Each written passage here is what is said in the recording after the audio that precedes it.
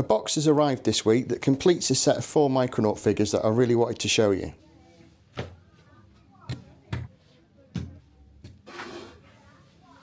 Right, so I'm back on my squeaky chair and let's take a look at these epic toys. I'm afraid for those of you who follow these videos regularly, I am back into the 1978 Airfix catalogue, which, as I've mentioned many times before, has become a little bit of an obsession. But we are right at the back of the catalogue now, and it's these toys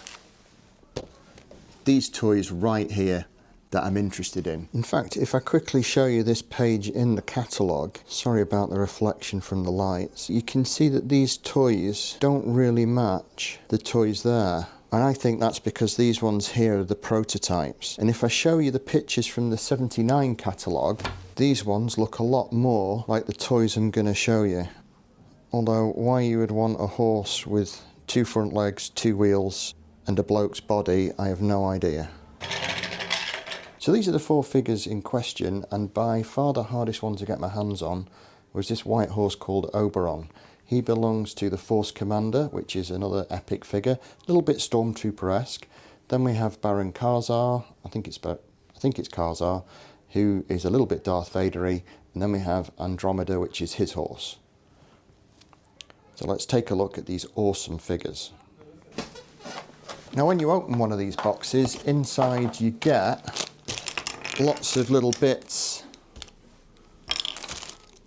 that go with them. Obviously the horses have firing rockets, which as we know are incredibly dangerous in the 1970s, especially around this time.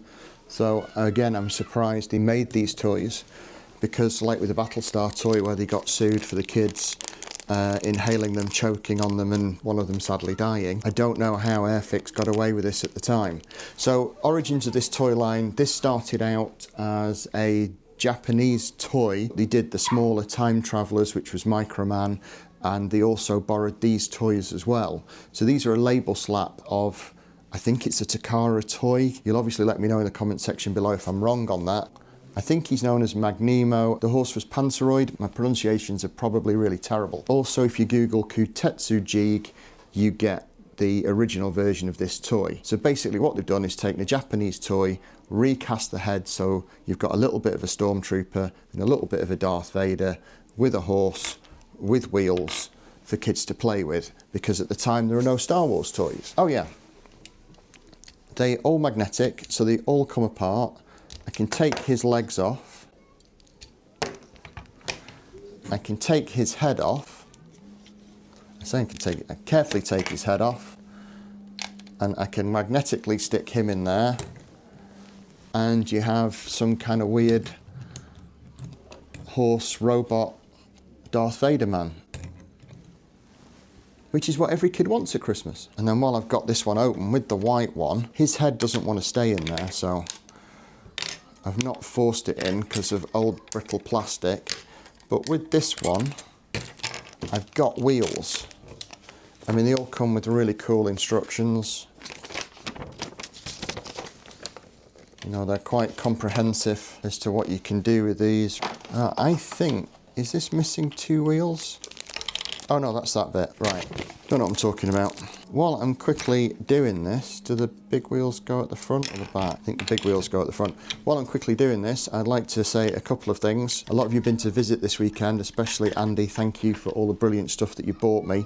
It's too kind again. That'll be going on display in the museum. Let's put this horse with wheels together. That's the weirdest idea for a toy ever, but there you go. Should we turn him into a centaur? This guy has got a little bit of a loose leg, but you can forgive him because of the age that he is. Now the head doesn't fit, will this fit?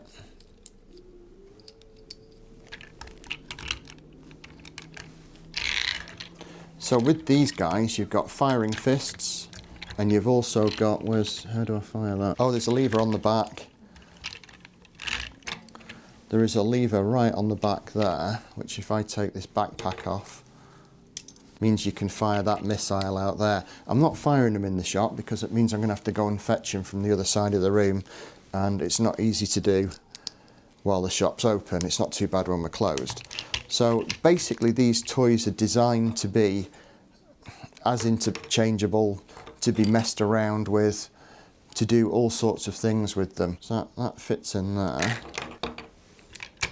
Those fit together like that, and you can give him weird rocket legs. Is that a little bit Maximilian from Black Hole?